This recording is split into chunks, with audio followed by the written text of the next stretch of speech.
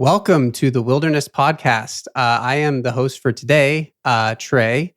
Um, Unfortunately, Dills couldn't be here today. He went to a Eclipse party that turned out to be an end of the world cult, and we haven't heard from him since. So hopefully, we can manage to get a hold of him at some point.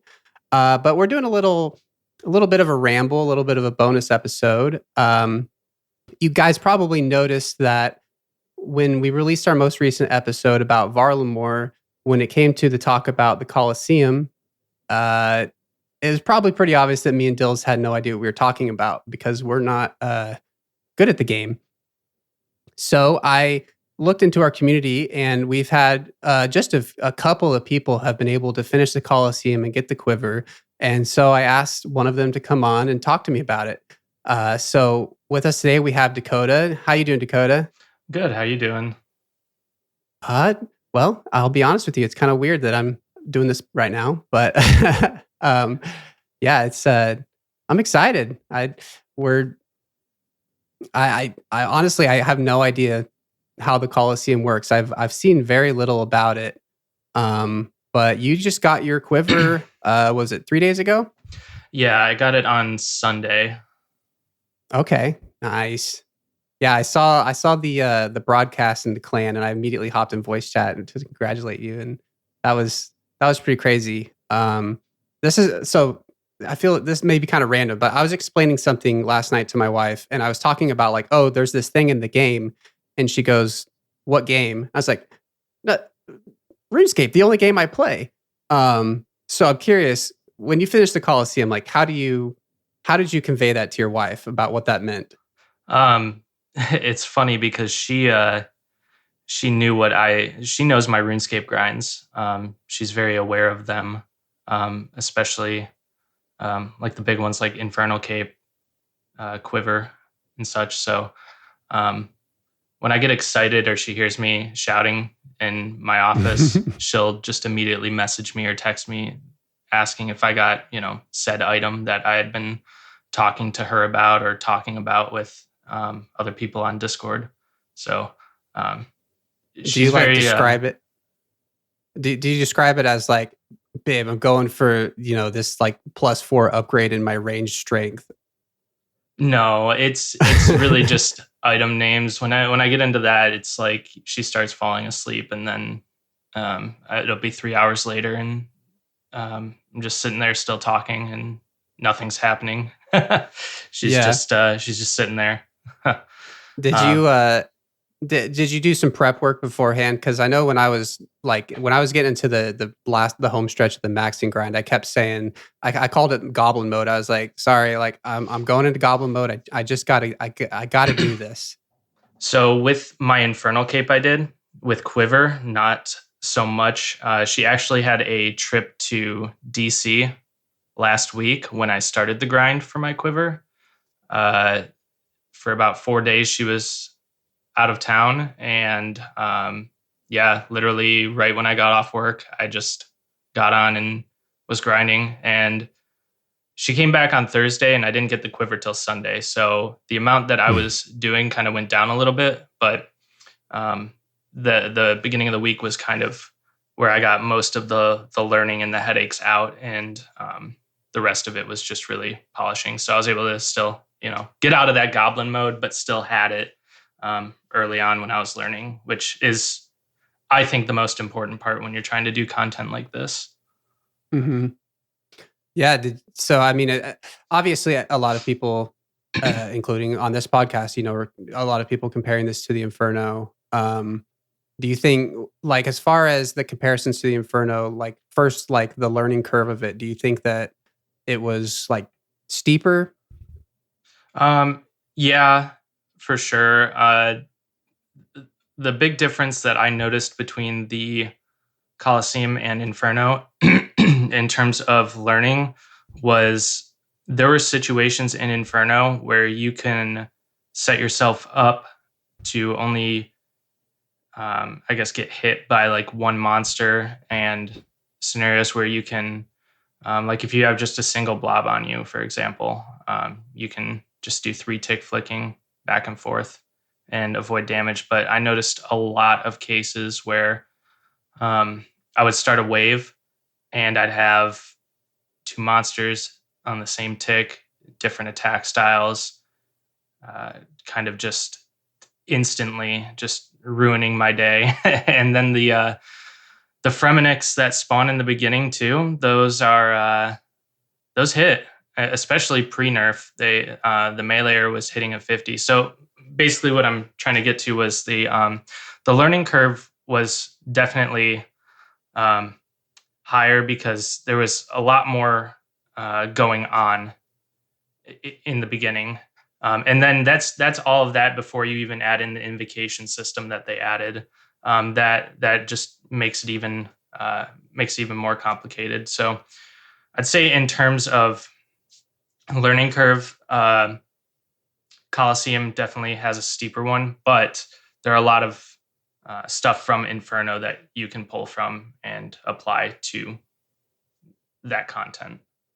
Yeah, I think that's so. I want to come back to the Colosseum because I think that what you mentioned there is one of the thing I'm most interested in talking to you about. So obviously you have your quiver, you have your Inferno cape, you just recently got your Blood Torva. So you're pretty much by definition a part of, the high level community, the HLC.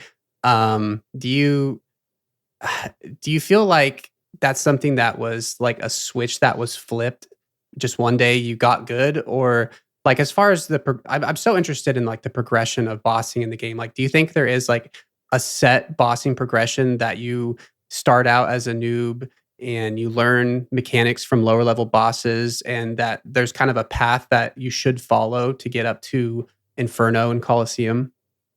Yeah, I think I think a lot of people learn different ways.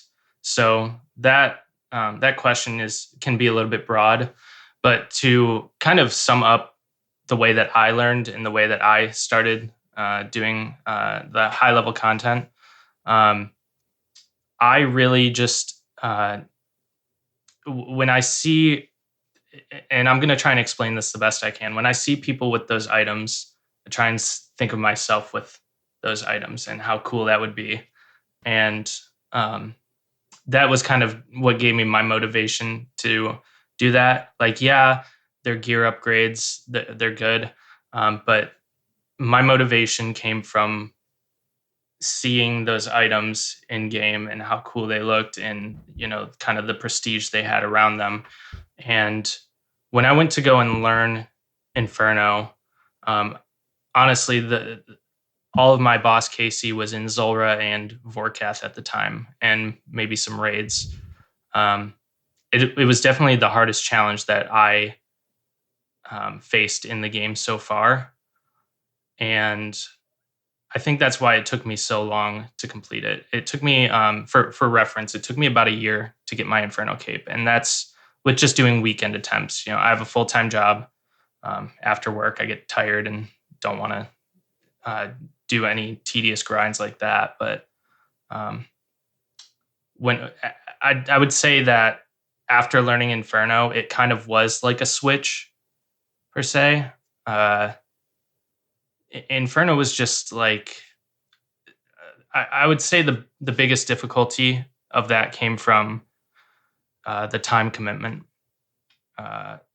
There was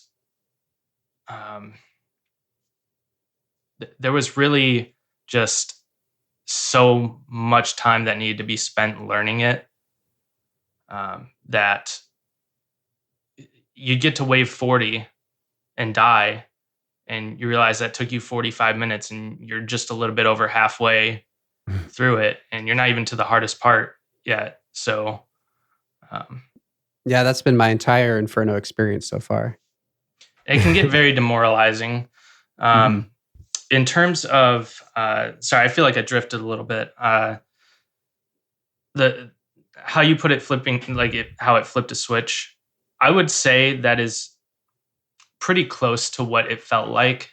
When I recently got my Blood Torva, I just decided one day I want to give it a try. I wanted to try Awaken Vardorvis. And I bought, I think, 10 Awakener orbs, and I was like, okay, I'm just going to send it, see how it goes. And like my third or fourth attempt, I got it down to like 20% health. And I was honestly just shocked. I didn't think it was going to be, I don't want to say that easy, but I didn't think I was going to make it that far into the kill. Um, I thought I was just going to get bodied like 10% in, and that was it. So once I saw that, that's what kind of like sparked my motivation. Um, and then I started like deep diving into mechanics of it, watched a bunch of YouTube guides and such. Um, the best way that I learned doing this content was just going in and doing it, though.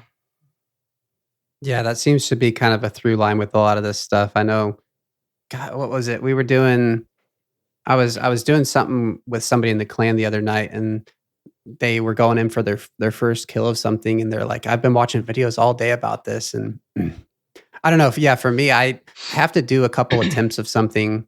Like I just got one of my first. We just did a learner chambers this weekend, and the person who was teaching it to me, was telling me exactly what to do. But then once we got the KC, they were like, "Okay, good. Now you can go watch all those videos because you'll actually have some idea of what they're talking about."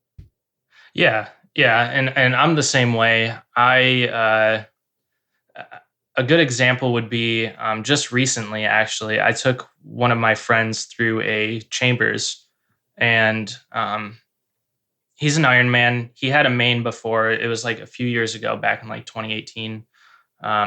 We used to run chambers, and um, then he made an Iron Man. It's been, oh my god, 6 years now. But he had this idea that he had to get like a BOFA to actually do this content, and that came out post COVID, um, and we did that content before even that was an item, before Priff was even a place that you could go. And it really took some convincing. And once he got in there, we got the kill, no deaths, uh, not even to Ulm. He didn't even die to Ulm, and he's an Iron Man with trident, rune crossbow, and he had a whip for his weapon. And it was me and him doing. Um, my point being is like I really think that like this content that kind of what you were just saying. This guy was like, "Oh my god, I watched all these videos," and you can watch as many videos as you want, but you're gonna go in and you're gonna get Jad hands. It doesn't really matter what content how much of the content you consume. Once you get in there, it feels a lot different. So I really try and push people to um to actually go in and try the content, because the videos, like you said, you'll understand a lot more after you've seen it happen.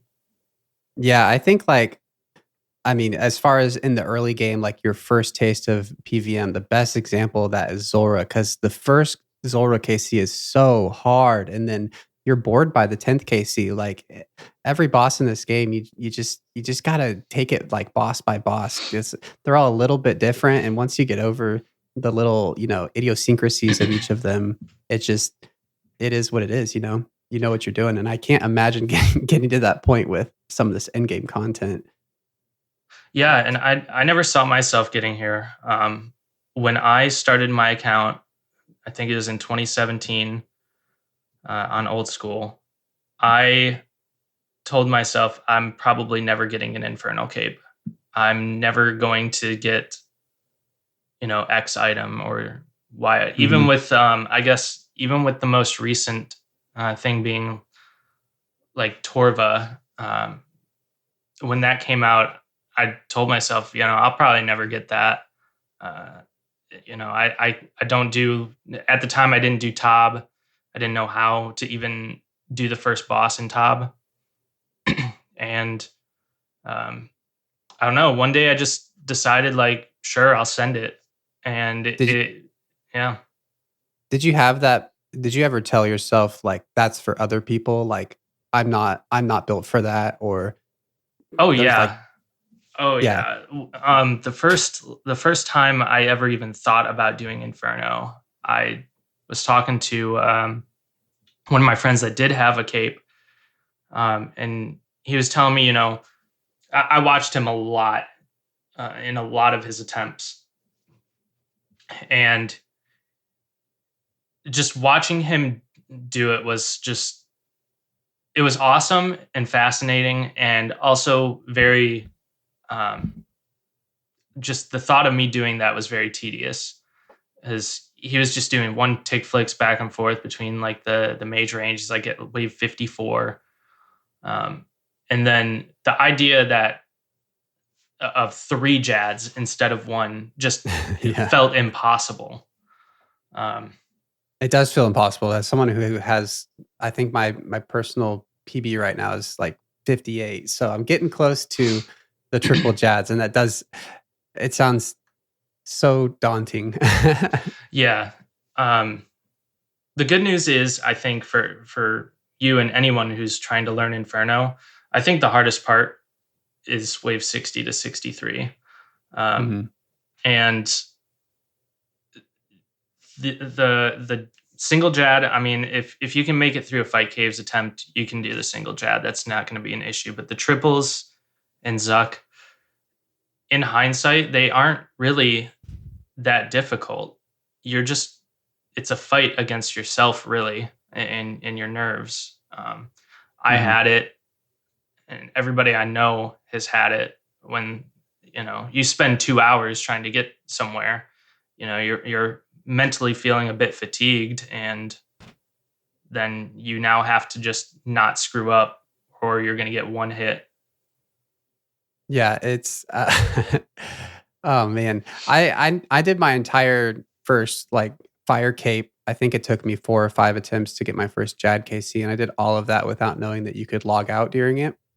Oh, Uh, which I've been abusing for Inferno. That's I PSA to anybody who doesn't know that for fight caves or Inferno, you can log out. Can you log out during Colosseum? no, I actually found out about that today, and the wiki actually says that as well. Um, there's a plugin. I guess they had a game update today, and there's a plugin that was causing the new invocations for Colosseum to crash your rune light. So I went in earlier today and was trying it out, and my game just crashed at wave 9. And when I logged in, it was I was standing outside. It wasn't a death or anything, but I was just standing outside. I was hoping it was going to be paused, because in the Inferno, if your game were to crash mid wave, it would just start the wave over. But in Colosseum, it doesn't do that. Hmm.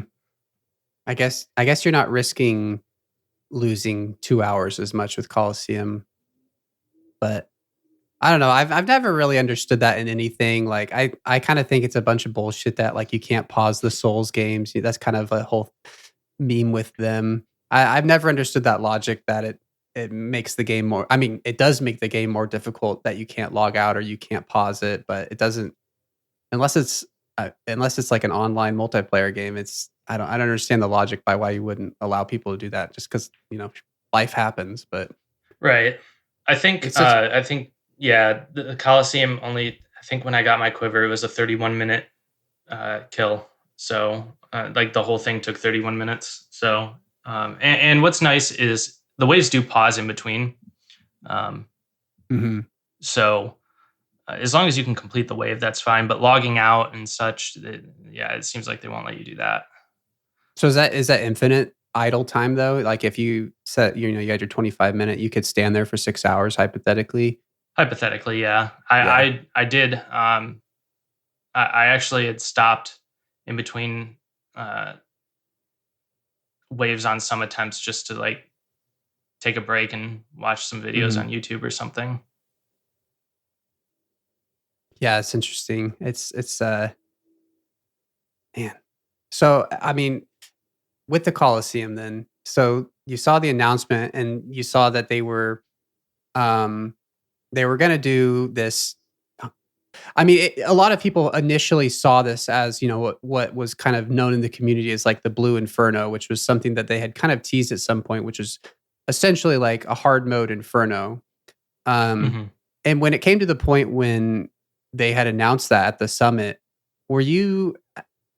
I feel like, obviously, I guess what I'm kind of referencing here, just for like context, is there was the big talk slash drama when No Monkey made that video about the HLC and how they weren't getting the content that they deserved, and it was a whole thing that uh, isn't worth going into. But uh, did you like relate to that sentiment of before Colosseum that you felt that as you were getting to this highest point of content that you were going to like run out? Like I know a lot of like I've heard from a lot of different like people who are really good at the game, Tob and Inferno are the only things that are fun to do anymore. Have you ever reached that point? Um, no, I personally haven't reached that point. I still run 150s with some friends in TOA, and Yeah. it's fun. I think it's more fun to run content with your friends than trying to run content just for the challenge of it. I do, and I do like running challenging content. It's kind of like a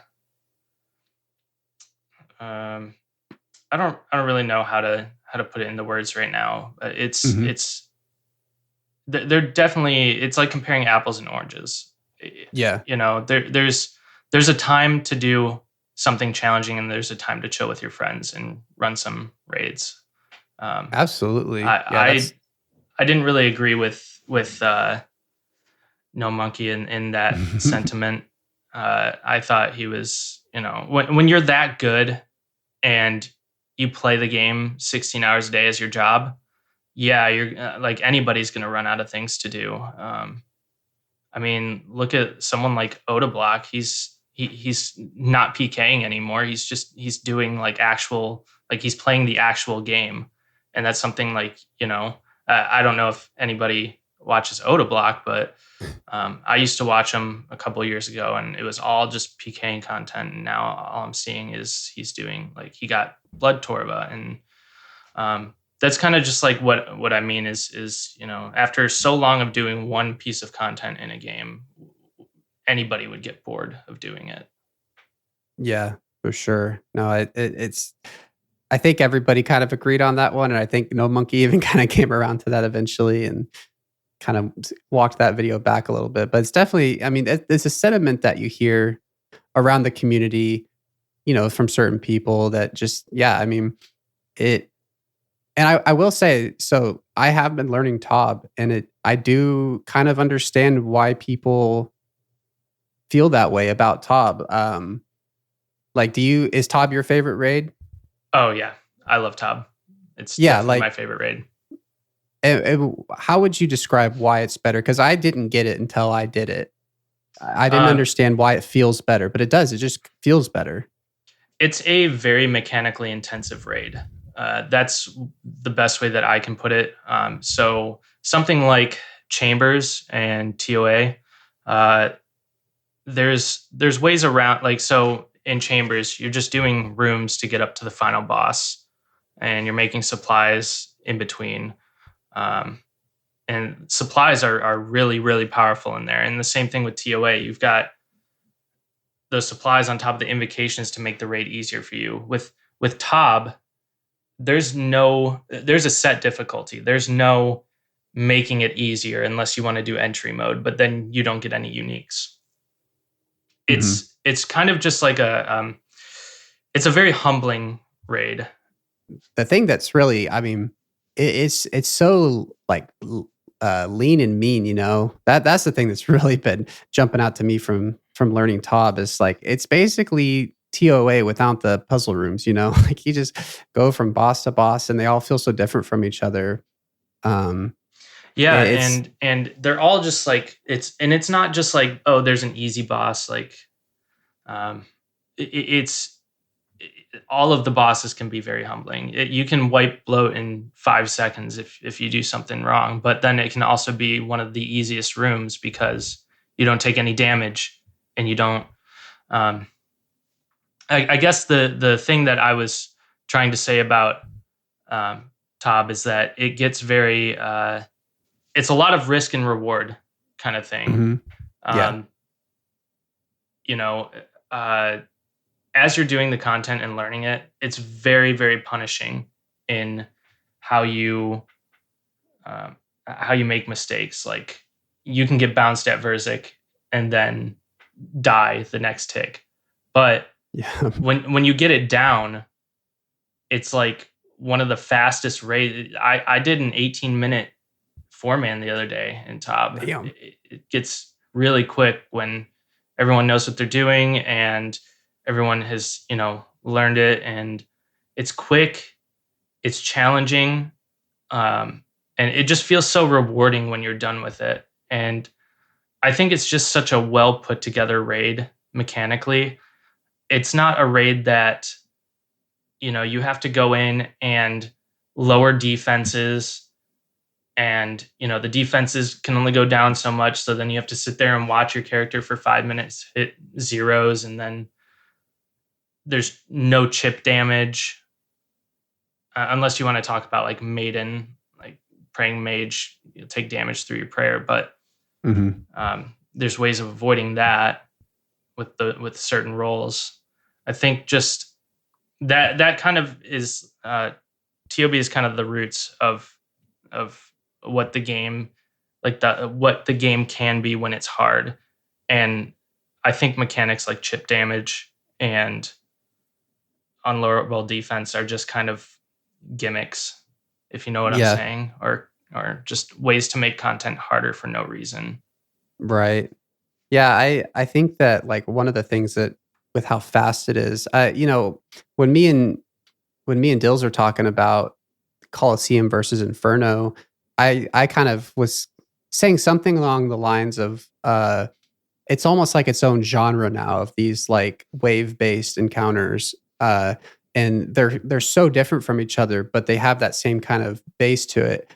And I come away from Tob saying like, I wish this was just the template for a raid where you run in and there's 5 bosses and then like a final boss fight. And I like that core of it where we're not shaking it up by having puzzles or anything like that, or even the randomization of chambers can be pretty frustrating. Like if it was just every raid was 5 bosses, but they were so different from each other in the ways that Colosseum and Inferno are different from each other. I don't know. I feel like that template is what makes Top so great. It's just boss, boss, boss, boss. Get a white chest and you're out of there. Yeah. Purples don't exist. You're just doing the raid for fun. But yeah, it was really funny actually watching people, content creators doing Colosseum on the first day. I remember just seeing as soon as you could log in and do Colosseum, people were there, and they were all set up in their Inferno gear. Like they thought it was going to be the same thing. And by the end of the day, everyone was in full melee gear and scythes, just going for it. And that right there was kind of just like the realization of how different it was. And just the invocations alone make it that much different. I couldn't even imagine if Inferno had, halfway through before you got to the mage, you had to pick something that made the content harder. And then the only downside, in my opinion, is that, and this seems to have been fixed after today's update, is there were a lot of scenarios where you had to just reset your run in Colosseum. At least in Inferno, what was coming next wave. There's no surprise that was going to happen. All the waves are solved. The invocations really just kind of put a unique twist on things, for better and for worse. Yeah, it is interesting because I think in a sense you couldn't have invocations in Inferno simply because you don't want to get 2 hours in and then get an invocation that makes you need to reset. I talked about when we were talking about the Colosseum on the original podcast about, I feel like the only way that invocations could be like perfect as if they catered to different, like, it rewarded different play styles by like, oh, you got this invocation. Well, if you're really good at this type of skill set, this invocation can work in your favor. But if you play this way, then this invocation can work in your favor, kind of a thing. What like how do you feel like the invocation system? Like, do you think it's like good? Do you think it's perfect? Or like how do you think that how they did on that and what could be changed about it, or is it perfect? It's definitely not perfect, but I like it. I think it makes everything every run feel a little different, even if there's a certain set of invocations you're looking for. When you don't get those specific ones you're looking for, and trust me, you won't. You'll hit runs where you won't. Um, it kind of just makes you strategize a little bit more about what you want to take. I sat there for 5 minutes at one point, just like beating my head against the wall. Like, which one do I take? Do I take Frailty or Relentless? Like, which one is, because I don't know if you knew this, but when you take an invocation in Colosseum, your odds of getting it offered to you again go up drastically, because then you can stack them. So you're given the same 3 on the first wave, but on the second wave, if you get like Doom, for example, you have to take one of the Doom invocations. Mm-hmm. If you take that on wave 3, you're a lot more likely to get the second step. So it's not like you can just take one and avoid it for the rest of the run and keep it on tier 1. You most likely will hit a scenario where you have to choose between some really bad invocations or leveling up another invocation that can also be really bad. So I guess what I come to with what you're saying there is when you're sitting there looking at the invocations and trying to figure out which one to take, like, does that feel good to figure that out? Is that a good gameplay loop? Does that make it better to have that additional puzzle added into it? I think it's good if they had all good invocations. Like the Doom ones I know are super unpopular, and the Healing Totem I know is also a super unpopular one. It looks like today's changes were a step in the right direction, in my opinion. They made it so that Doom resets every wave now. Before, if you took Doom like wave 2 and it was level 1 was 20 stacks, they stayed. They made it reset every wave now. So that's good. And then the Healing Totem, I think, takes longer to respawn, takes longer to spawn in general, and heals for less. So they're definitely making changes. It's a step in the right direction. I'm just afraid they're gonna just kind of like leave it like they did with TOA. I believe they said when TOA launched they were going to. I don't know if it was a rotation of invocations they were going to have, or if they just said that they were going to add more over time and take some away. But as far as I know, that there's nothing that has really changed in that. And I'm afraid of content like that have these invocation systems that are going to just kind of not get those QOL changes. Yeah, and then it turns into that whole thing they had with like Chambers, where it was basically like the meta formed around the like the sliver of good content in amidst all the shit content, and then they went to like make it easier to avoid the shit content, and then they came back from there was feedback that was like, hey, what if you just make the shit content good, and then you don't have to bypass all of it, and they're like, oh, I never thought of that before. And yeah, I feel like if I think about, like, if you just brainstorm for 30 seconds about what would be a cool invocations they could add to TOA, it just, there's so many options. And I wish that they had gone the path of these really creative invocations and less of the the damage scaling the way they have it. And it could have been, I guess is all I can really say. But it's okay as it is, I guess. I don't know. Yeah. I mean, personally, I think TOA is on the lower end of how I feel about the raids.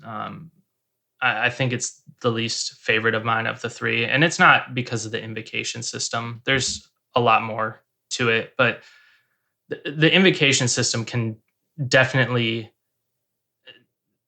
especially if they're trying to use that sort of system for future content, and I think they will. We've got TOA and now Colosseum that uses it. I think a good step in the right direction would be introduce more. And I know they use this as an example. They were talking about they wanted to make it more roguelike, but I think having benefits and also negatives would be a really cool idea that they should explore. Like, you can eat one tick faster, but you take, 50% more damage. Something cool like that. That's just, it's not like anything that I've really thought a lot about, but just something kind of gives you like the idea of what would be cool.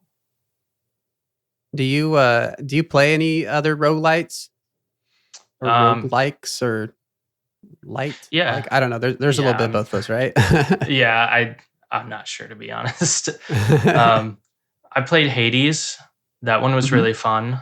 Yeah, that game's great. Vampire Survivors is really fun. I played those two. Do you feel? Oh, go ahead. So I know that they kind of presented Colosseum as being similar to a roguelike. And I guess I don't really see that. Could you explain how it's like a roguelike, or do you disagree with that as well? I disagree with it as well. Okay. It's definitely not a roguelike. When I'm in the Colosseum, I'm not thinking like I'm playing Hades or Vampire Survivors. I'm just hoping that I don't get a really bad set of invocations the next wave. Well, yeah, it's like because when you die, you're out. Like that's the entire point of a roguelike, right? Is that when you die, you come back and you still have to start from the beginning, but you can like grow it. But there's no carryover between attempts, is there? The only thing that you get is glory, and I think that was something that they really messed up on. I think that's something that had so much potential to be like, because a typical roguelike is you go in, you gather up this currency, and then when you die, you kind of upgrade your experience. There was nothing like that in this. And that's like traditional, I feel like, with those types of games. Like, you died the last time, you've got this currency now, you can upgrade like your damage, your defenses, you can get a new weapon, something like that. In a way, you can do that with, if you claim like the money that you can get from the waves. But I think if they would have allowed us to use glory in that sense of like, you can, even if it was like a set amount and you could assign it to certain buffs inside of the Colosseum, I think that would have been really cool and a really great idea.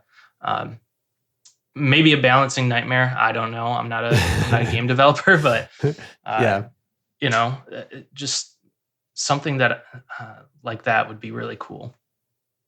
Yeah, the way you say it, like as far as like if you could spend your glory on buffs, that it wouldn't be roguelite to have them be just for one attempt. That would definitely add on to the pressure of like saving up for a bunch of buffs to try to, but then that would just, maybe that's where it fizzled out in the development. Cause I feel like that would just lead to, grinding wave one for a year until you have enough glory to do the easy run.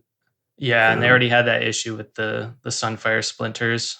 Yeah. They tried to reduce on. I think the rewards for the glory are pretty cool. What hypothetically, for the listeners, not for me, but if someone had only gotten to the end of wave one, could you explain some of the rewards of glory? Yeah. So really, all it is when you choose an invocation in Colosseum, it tells you at the bottom, how much glory you'll get per wave, and it ranges from like 100 to 250, I think is the max that I've seen. So for every wave that you complete of the Colosseum with that modifier, you get that much glory per wave. So, um, you take blasphemy. I think is one of the first options. It's 100 glory. You complete the wave. There's like a statistics breakdown tab that will tell you this is how much glory you earned for the wave. You earned bonus glory for taking no damage, and you also earned bonus glory for the amount of time it took for you to complete the wave. So, depending on how quick you do it and what invocations you take, you'll get that X amount of glory. And I don't think wave 1 actually unlocks anything, but I think there's a breakdown of what waves you would need to get to unlock certain ones.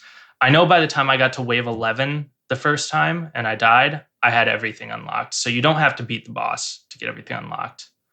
But there's really cool rewards. There's like a respawn point you can get. Nice. There's herb patch protection.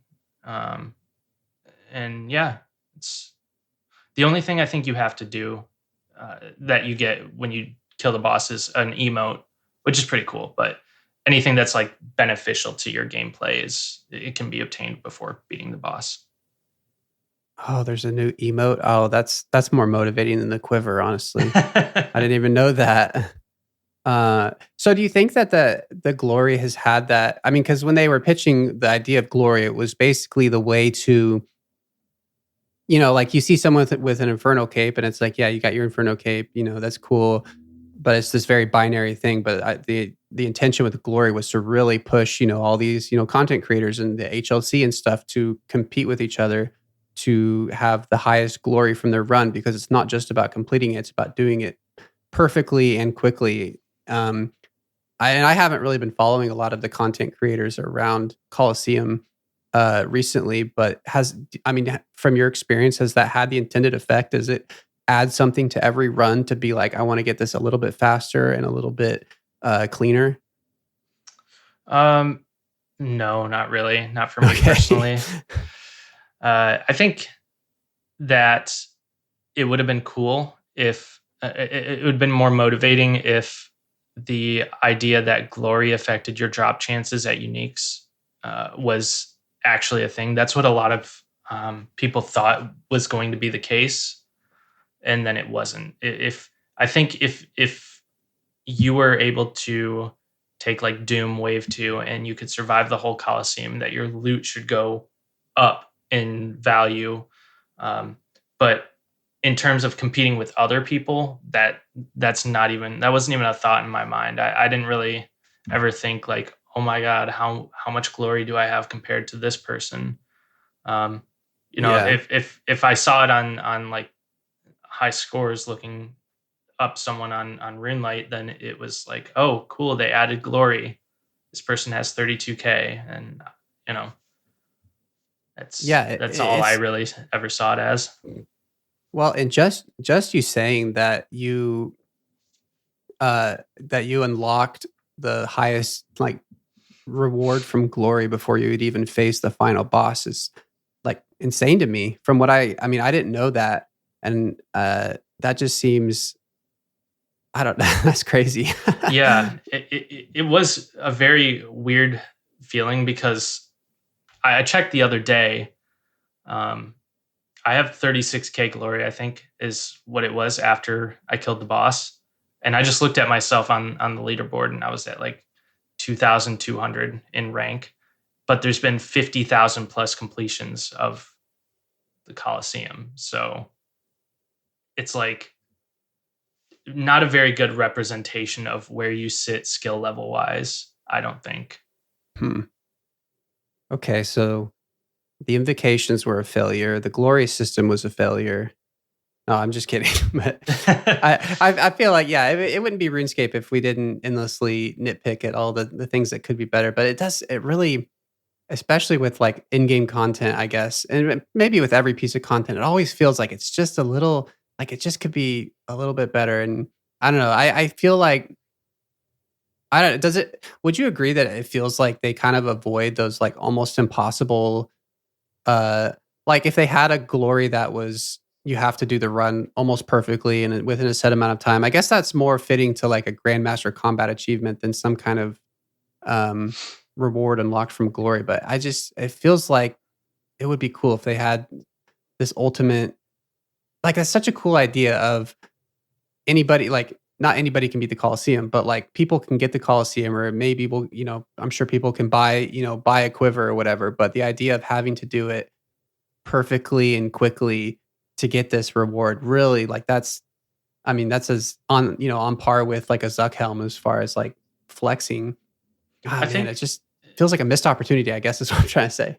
Yeah, and I think you see that with challenge mode chambers. Personally, Mhm. it's you have to complete it in a set amount of time, and you get rewarded for that. When you complete, I don't know if you know, but if you complete a challenge mode chambers within time, you get a bonus 5,000 points for everybody, and 5,000 points is like, I think it's like 8,000 per 1% chance at a drop, uh, of a unique drop. That is, so Mhm. you get two people in there that run a challenge mode chamber in time, then that's over a 1% better chance at getting a unique, which, doesn't sound like a lot, but, you do 10 raids and, the unique chance is 10% plus the 1%, that's 11% now. Your Mhm. chance at a unique went from a 1 in 10 to a 1 in 9. So it is actually a significant thing. And I think rewarding, I think rewarding players that are better at the game uh, is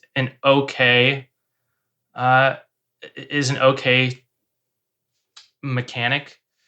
But I can very much see how that can get controversial and lead to a slippery slope of creating this content only for this community. Yeah. But I think they're on the right side of things when it comes to like cool looking cosmetics. Like, you can still get this item, like you can still get Torva, but then you can get Blood Torva, or you can still get a Fang, but then you can get the Fang ornament kit.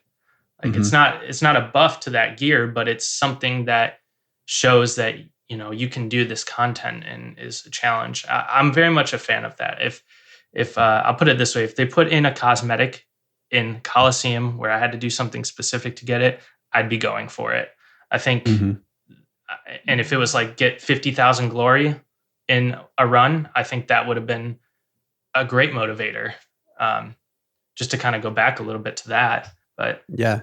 um, No, I it, mean, that's like, I mean, for one, that's how they pitched it. I thought like they made it sound like that was going to be how they kind of designed it. It does. It just kind of in that sense feels like a missed opportunity because, as far as that, as if this is on par with Inferno, like this is like supposed to be, the food for the HLC masses, that they can have something to chew on for a long time to come, and having those like seemingly impossible things that aren't the type of things like Infernal Cape or uh or even the Quiver where you know people who the type of people who say I can't do Zulrah until I get a quiver, those type of people don't feel like they have to get 50,000 glory, but just those cosmetic upgrades, people will do insane stuff for a little different shade of color on their item.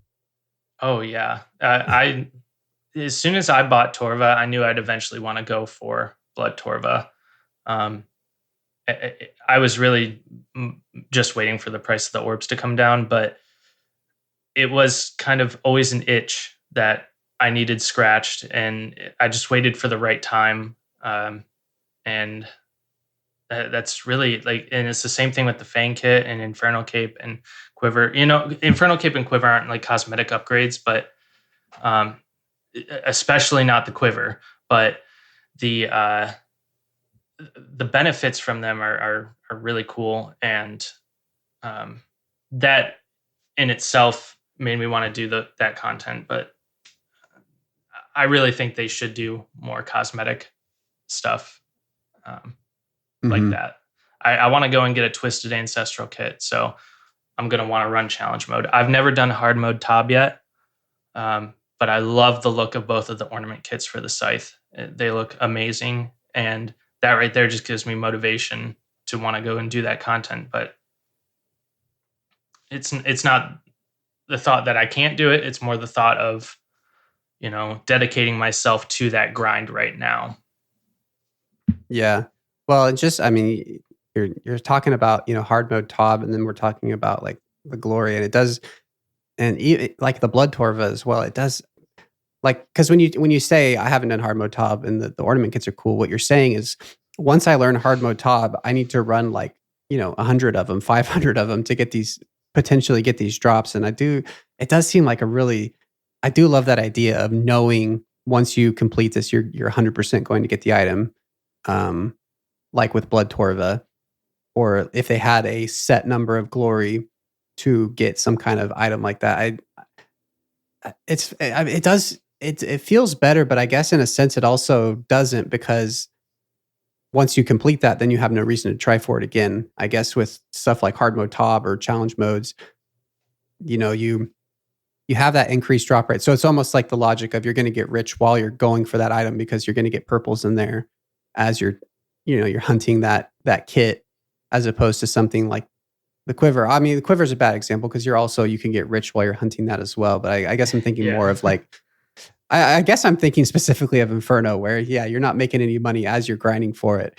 But once you do get it, you'd really have, besides pet hunting and because you enjoy it, you have no reason to go back. Right. So I guess there's kind of a balance there. And Colosseum, I think, is kind of an exception to this, because it is really good money right now. Yeah. You can trade in extra quivers for 4,000 Sunfire Splinters, and those things are worth almost 1,000 each right now. If you're able to do Colosseum consistently, you're making a lot of money.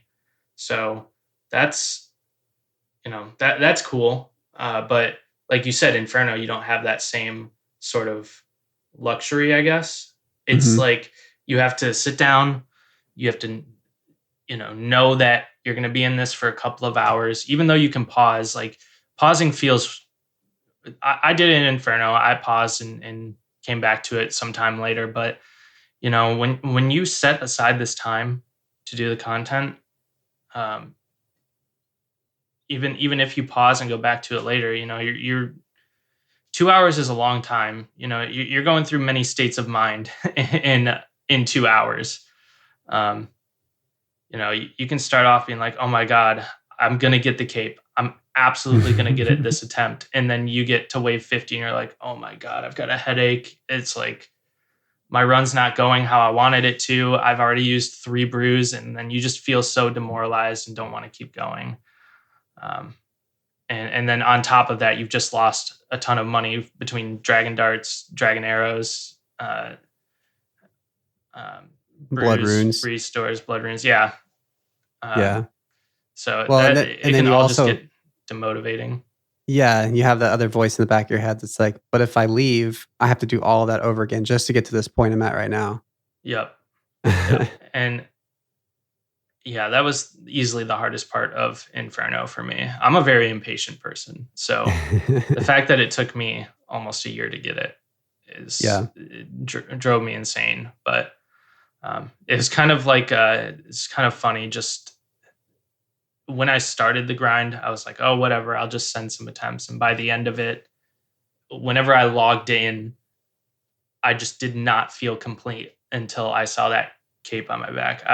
I'd get home or be done with work on Monday and log into my account. It's 5:30. I'm tired from work. And I just open my bank. I'm like, what do I want to do? And then just the whole time in the back of my head is like, Inferno. Yep. You want to do Inferno. But mentally, I was not there. I knew I couldn't sit down for 2 hours, at least not immediately after work. And that's another bad thing is it'd be like 10 o'clock and I'd be like, oh man, I can send an Inferno attempt, but I got to go to bed at 11:30 because I got work the next day. So I really think that in the future, Jagex should stray away from content like that. But the difficulty of it, I think it's pretty good. Yeah, I mean, the biggest challenge, yeah, it's endurance. I mean, staying focused for that long once the Adderall wears off, it's hard. Yeah, Yeah. Um, and no, I'm in that spot that you're talking about, and I have to ask because like people talk about that moment when you do beat the Inferno, like that feeling, like what I that's the only thing that keeps me going is I know what people describe that feeling when you finish it. What was that feeling like? Tell me, give me something Man, to motivate me. I don't think I had been that happy in so long. Like Oh. I was like a little kid on Christmas morning. I I really felt like I could just go into my room and jump on my bed and scream and cry all at the same time. I was so happy. And it's like a huge weight off of your shoulders as well. I literally logged into the game for the next 2 days and just stared at the cape and then logged out. I didn't even do anything on the game. I would just log in, bank stand for an hour, log out. I needed that rest. And it felt so awesome. Um, it really is a feeling that you can't really, um, you just have to like feel it, I guess. Yeah, Like you just have to get it and feel it. I know. I mean, I'm halfway to the bank to gear up right now. That's the thing that motivates me the most, honestly, is that just feeling that accomplishment. And I mean, do you think that that's that feeling that you got where you just said, I'm going to go get blood torvid? Do you think that in a sense there is a kind of like a chasing of the high with that of trying to once you have that and why you get these these end game players who want to always are pushing for that is do you think it really boils down to they want to relive that feeling of overcoming this huge obstacle? Oh, 100%. I can say so when I was just a little bit of story background Hmm. before I get into this. I ran varsity track in high school, and every single time before a race started, my heart would just start racing, and like so much adrenaline just started flowing through me. And I, when I got to Zuck, when I got to triples, when I got Vard to 10% health left, all of that was the same feeling, just the adrenaline rush. And it just felt so, you know, it just felt so like surreal, I guess. I mean, everybody's been in a state where they've had like that fight or flight kind of feeling and that adrenaline rush. That's just fingertips going numb, heart racing. I had to take my watch off while I was doing the awakened bosses because I kept getting notifications that my heart rate was above 120 sitting idle, and just it's a great feeling, honestly. That might not be everyone's great feeling, but for me, I definitely was chasing that high. Yeah, that's because I mean, when you're talking about logging in every day and going for this cape, I was relating it kind of to my maxing grind, but the maxing grind doesn't have that payoff in the same way of that like adrenaline spike. It's more of a like a sigh of relief. You can Um, finally play the game. yeah. Yeah, it's like, if you've had those weekends where you do this big house project and, by Sunday at like midnight, you look back on what you did the whole weekend and you can kind of sit there and, you know, stare lovingly at what you did and feel proud of yourself. But that it's a completely different experience of, yeah, like, I mean, you're very, I feel like that's very accurate too, related to a sport and that feeling of adrenaline and then just like the way you're describing it sounds horrible. Like, your fingers going numb, your heart rate's high. And I always wonder, like, I question myself in those moments as well. I've had some moments like that. And it's like, is it the adrenaline rush in the moment or is it the feeling like after you get it? And I don't know. I don't know if if the adrenaline is what the chasing of the high is, or if it's the high of that adrenaline coming down and knowing that it was worth something, I guess. I don't know. Yeah, uh, I definitely see what you're saying, Yeah. and that's why I think it's not for everyone. Um, I've always just kind of chased that high and enjoyed it, and I think that's part of the motivation. Really, is I want to do challenging content, And then when I finally get there and I get close to completing it, um, just, just feel my heart start racing. And I'm aware of it. And then I'm thinking about it. And then I'm like, oh my God, I'm here. All I have to do is kill this boss and I've got what I want. And then just, 100 different thoughts going on in your head. And just then you plank and it's like, you're so frustrated, demotivated. You take 10-minute break and then come back and you're like, all right, surely next time. And I feel like, I feel like the thesis and the whole reason I wanted to like have you on and talk about this stuff is the idea that you got a taste of that, and that taste kept growing, and you didn't set out when you created your account to do these things, but that your skill grew just by naturally by playing the game. But at the end of the day, it came down to just hopping in there and having the kind of the motivation from within yourself to push for those things and achieving those goals. And it's not, not that you're built different in any way or that you're special in any way or you have these talents that other people don't have. It's just doing the content. And I guess that's the PSA to everybody who says like, I'll never be able to do that. Like, nah, man, the people who have capes said that too. And you can like, Yeah, not to you turn this into a 100%. Disney movie. Yeah. It really just takes time. Just like everything. It's like, when you're growing up, learning how to read, learning how to write. Everything takes time with learning. Yeah. I think everybody is capable of getting an Inferno cape and doing this high level content. There was somebody, I forgot exactly who it was. I think he was a streamer. Literally, I think he was a paraplegic, got an Inferno cape. Yep. I think I know who you're talking about. Yeah. It's crazy. Yeah, it's it's doable content, and with the tick system on the game, it really is just like once you find the rhythm, you literally find the rhythm. And that helped me out a lot too. I was a musician growing up and such, so kind of get that back and forth of the prayer flicks, kind of keeping a beat in my head is one way of many to kind of learn how content works. So, okay, hold on. I got to interrupt you for this. Did you go visual or audio metronome? Definitely went audio. That was kind of what I was leading into. Yes. Yeah, I think something that I think really helped me, and this might help a lot of other people too, is audio cues. People say I'm crazy for playing the game with sound on, but I say I have completed this content because of that. So yes. No, go off. Thank you. Yeah, it's anybody who uses audio in this game and uses audio cues, just know you're not crazy. No matter what your friends say, you're not crazy. Yeah, that's so funny because I was, we've been talking in Discord a lot with the clan about Inferno, and I said that exact same thing. Like, I'm a musician, and I think I respond better to the audio metronome. And people yeah, they act like I'm crazy.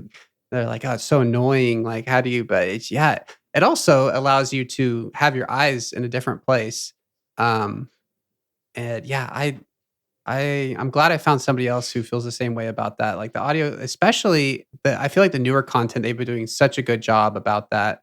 Like, I was doing a bunch of Cerberus this weekend, and it really annoys me how little of an audio cue there is for the specials on that. Because I've really grown to love on the newer bosses, especially Tombs of Amasket.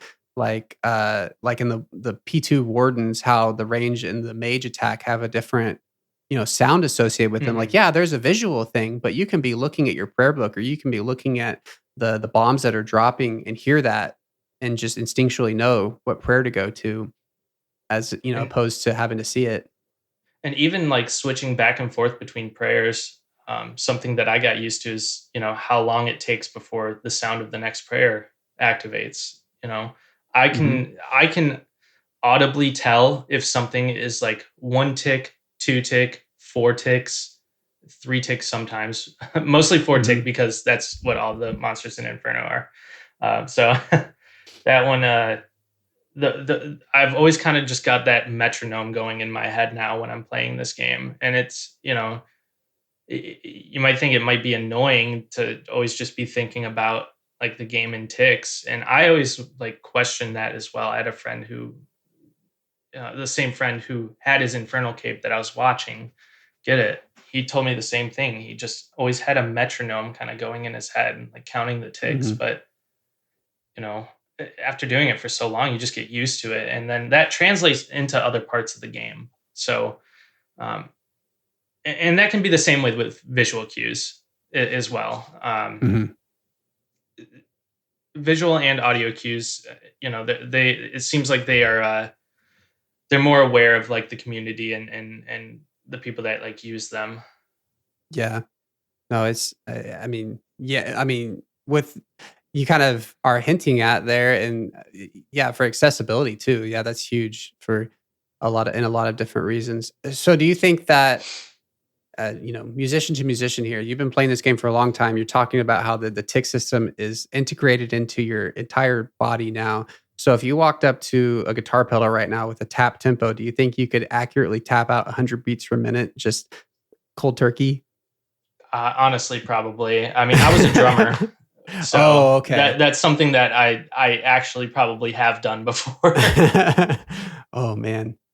Yeah, I was a guitarist, so I'm not on tempo. That's the problem.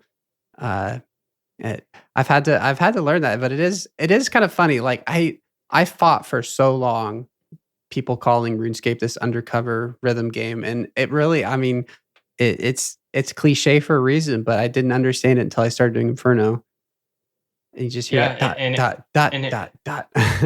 it really is. I mean, there's really no other like MMO or game out there unless it's like a dedicated rhythm game that has like a set pace to how their game runs and operates. Like every zero point 0.6 seconds, the game refreshes and Mhm, checks for what you have, like checks for your different prayers that you're using right now, and checking to see what you clicked to equip gear and stuff. So, um, and you'll start to see it after you complete Inferno. All of the everything that you learn from it's going to start translating into other content. Like so do you when I think oh, started go ahead. Sorry. Colosseum, sorry, I was just saying when I started Colosseum, I just instinctively like when I saw something was off tick with prayers, I knew how to just like keep a calm mind and like do that. Like, and it Mhm. just like instinctively I did it. Like I saw the ranger attack me, then the mage. I was like, oh, I can off tick these. But like when I was learning Inferno, I was like, oh my god, this is impossible. I'm never going to complete this. Do you think going forward, like as the newness of Colosseum wears off and it kind of finds its place in the progression, do you think it'll be normal for people to go for Quiver before Infernal Cape, or do you think that that will still which one of them do you think will build off of the learning from the other one more? I think Inferno is going to be easier to learn and to complete in the long run, Mhm, personally. Um, Something that is really nice about Inferno, and this kind of goes back to what we were just talking about, is everything attacks in a 4 tick cycle there. Literally, you can walk out and learn how to 1 tick flick back and forth between prayers. And as long as it's done right, and even 2 tick flicking, as long as it's done right, you're always on the first tick, you're always going to be back to that original prayer that you're at. In Colosseum, everything's 5 ticks. You can't back and forth the prayers like that. So you have mhm. to know what tick to switch your prayer on. Like so, um, it, it may seem dumb that I'm saying that 1 tick flicking is going to be easier than learning Colosseum, but I really think it is. Like once you get that down, that's half the fight in Inferno, and you don't even have to do that. You can do 2 tick lazy flicks Mhm. for a lot of the stuff, and that. is easy in itself. You can't really do that in Colosseum. Some of the waves turn into a DPS race. Like, how quick can I kill this one monster so this other monster that's spawning with the reinforcements doesn't ruin my day? Yeah, because I mean, obviously the words prayer flick are such a big turnoff to people and a huge barrier to entry. Mostly mentally, I think, but that's the thing that keeps people away from the Inferno is that mechanic of flicking your prayers back and forth. So like in the Colosseum, what would be equal to that? Like what's the barrier to entry mechanics wise that people will say like, oh, I got to get this down before I can do a Colosseum? I think something that I noticed was kind of learning how to manage where you're standing, your positioning, and knowing how to prioritize what to what to kill first. Really, Mhm. that's what I noticed. Um, Positioning is very important. I don't know if you've seen any of the Colosseum strategies, but there's starting a wave in the Colosseum. You have to. A lot of the guides I think that I've watched have uh, this same thing kind of that they explain is you start on this certain tile there, you click confirm or continue to the next wave, and then you count 5 ticks, and then you move to a certain tile. That solves a lot of the waves. Um, After that, it's trying to prioritize. If you got something that spawn, because you can get creatures that spawn and can see you and attack you, and then you've got the 3 Fremenics coming up, and then you've got to worry about reinforcements coming in. Um, so you really have to just like learn how to position yourself and prioritize what you need to kill first. Like if you have one of the rangers to the south of your pillar, and it's attacking you and you have reentry on, you have to like be aware of those invocations and know that, okay, this ranger's about to throw down this puddle that I'm not going to be able to stand on this tile anymore for the rest of the wave. Is this a tile I need? Am I going to screw myself over by standing in this same tile? Or should I reposition myself so I can kill the other monsters first? And I think that was like the big thing for me is learning what to prioritize. In Inferno, it's pretty simple. If it's attacking you, kill it. Yeah. Or if you can't kill it, then run to the other side of the pillar. Then that's pretty much 90% of the solves right there for Inferno. Yeah, I mean, the way you're describing it, it almost sounds like, you can help me out here with your running background. It almost sounds like, yeah, it's a marathon and the Coliseum is more of a sprint. It's the quick reactions as opposed to, I mean, Inferno does have those quick reactions, but it's more about having that consistent pace throughout the whole thing and making it all Yeah. the way to the end. And you're not going to get more creatures that spawn in the middle of your wave. I think that's like the big part that threw me off when I was learning Colosseum is I would get my wave set up and like, oh my God, I've got it solved. I'm chilling. And then these two things come out from the reinforcement and they just completely screw it all up. And that was a really hard thing to adapt to. Um, I I don't know if I can agree with Especially you just, as someone who routinely forgets how majors work in Inferno. It does feel like there's always monsters spawning in the middle of the wave, but that's that you bring up a good point. That can definitely, so a little bit of advice if you don't know. okay. Um, those majors can never spawn anything next to you. If you're using, I think it's the north pillar, right? I think that's where cardinal Hmm. directions here. Yeah, north pillar. It will always spawn it on the south side. So if you have the major to the east or the west of you, and it's a monster, like say you've already killed the melee, like the melee dug, you had to run to the west side of the pillar to safe spot it. Mage was out of sight. You kill the meleeer. It's going to respawn the meleeer on the south side. It's not going to spawn it like next to you. So Mm, some good piece of it's advice gonna, there. it's gonna just add Obviously, it to the stack. it can dig and reach you. Maybe that was a bad example, but like a ranger or a blob, can't do that. So they'll just get safe spotted again on the pillar. And if you're fighting the mage and it respawns it like right on top of it, you can just go back and safe spot and reorganize the stack a little bit. Yeah. So, Oh man, that's not as much of a danger factor there. Okay, well, I feel like I need to start wrapping this up. As much as God, I need all the Inferno advice. If I continue to appear on this podcast, you guys are going to hear a lot of it's going to be a long, hard journey. I feel that Inferno.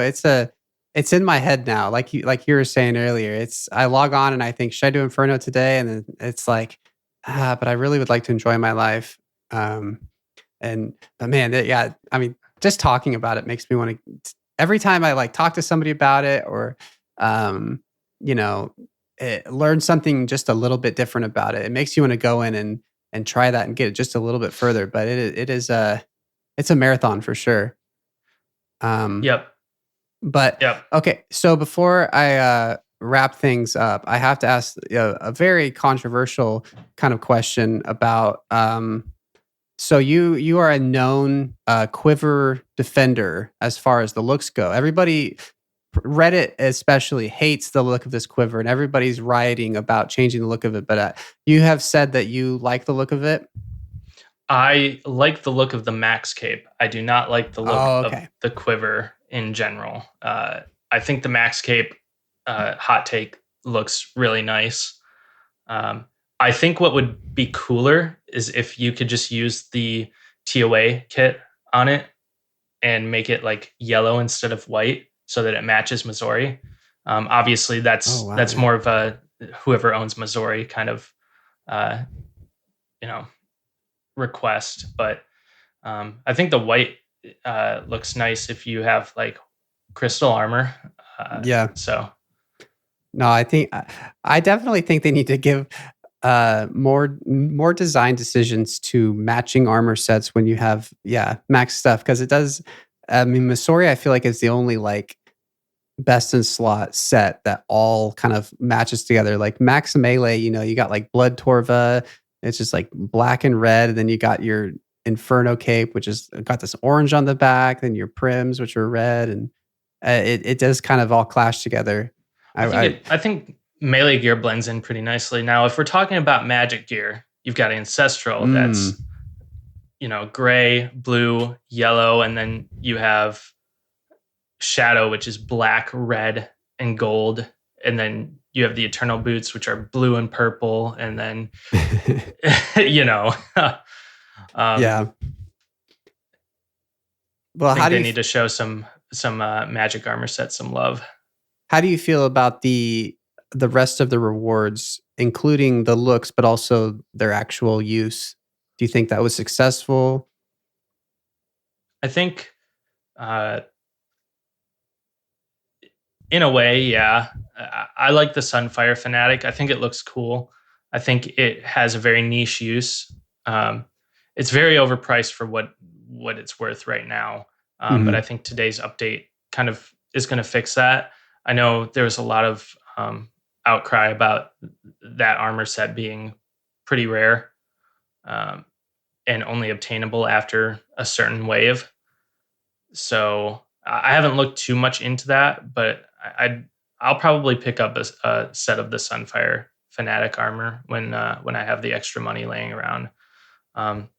The boots, I genuinely don't know what kind of content I would use that at. Zulrah, maybe. I don't even think then, because aren't they melee armor? I think they are. Yeah. I'm not sure. I feel like they kind of fumbled that one. And it just does like 1 damage recoil. Like, where is 1 damage recoil going to be a ton of use? Right. The range weapon, I think, will settle around kind of like the same as Dragon Warhammer. I think it would be a good option. Yeah. But I mean, it does. I mean, it is cool. I mean, not to repeat all this again, but it is cool that there are items to get that are profitable on your way to the quiver. Um, but yeah, there's nothing that I'm like I have to get in the Colosseum to get this besides the quiver itself. Hmm. Where did they end up on the polls with the Sunfire Fanatic? Did it end up as it's just a direct upgrade to the proselyte? I think so. Yeah, it's Okay, supposed to be like rune armor with, um, with like proselyte, a little bit better than proselyte prayer bonus. yeah, Um, That's- huh? and yeah, it is really nice that you're able to make money while you're doing it. That's definitely refreshing, especially when you get 3 of the Ralos range weapon drops, like I did. I got very spooned there. Yeah. Well, um, man. So what now? You got your quiver? Are you going to keep grinding? You mentioned today, yeah, you mentioned today you were in the Colosseum. So are you going to try to get a couple more quivers? Are you going to grind the lower levels? Are you going to push your glory up or um, I think my next big goal is going to be maxing. That's kind yeah. of where my mind is set right now. Um, it's not completely like I need to max, but it's what I'm working towards right now. Um, in terms of like items to obtain, just really waiting for next update and enjoying the content we got with Varlamore. A lot of it has been pretty good, Colosseum aside, and highly encourage anyone to who hasn't checked it out yet to go and check it out. It is a lot of fun, especially the new thieving method. Um, Yeah, it's cool. yeah, That's awesome. Well, I kind of I don't know, maybe this is common when doing this podcast or something. I kind of drift off and forget we're recording. This stuff is just so interesting. I hope this is interesting to other people because um I love this kind of stuff. And I guess shameless plug, Discord, join the Discord, hop in, voice chat. You can talk to either one of us whenever you want. We'll probably be having a similar conversation to this. Um, but yeah, cool. Well, I mean, thanks, man, for coming on. This has been really yeah. cool. Thanks for having me. I I kind of want to do the Coliseum now. I'm still a little scared of it, to be honest. The quick thinking thing has never been my strong suit, which is probably obvious by now. But it sounds very fun. Um, I honestly, I think the first, with how they described it, the first 4 waves is supposed to be about as challenging as the fight caves. I think I kind of agree with that. I really think they did a good job with the difficulty scaling in it. So I, that'd be I a I'd that would be a send cool it. goal to have. What I should really do is I should look into the tiers of the glory and set those as individual goals. Even just unlocking the bank in there. I don't know how far you have to get to do that, but that would be nice. I think that Uh, is actually a wave 1 unlock. If not, oh, it's very early. I know earlier I said I don't think there is a wave 1 unlock, but I think there is. yeah. Well, there we go. That's a nice simple goal. Well, yeah. Well, I don't. I feel like this is the part where I'm supposed to say you can shout out anything you're working on. I don't, but you're not creating any content or anything.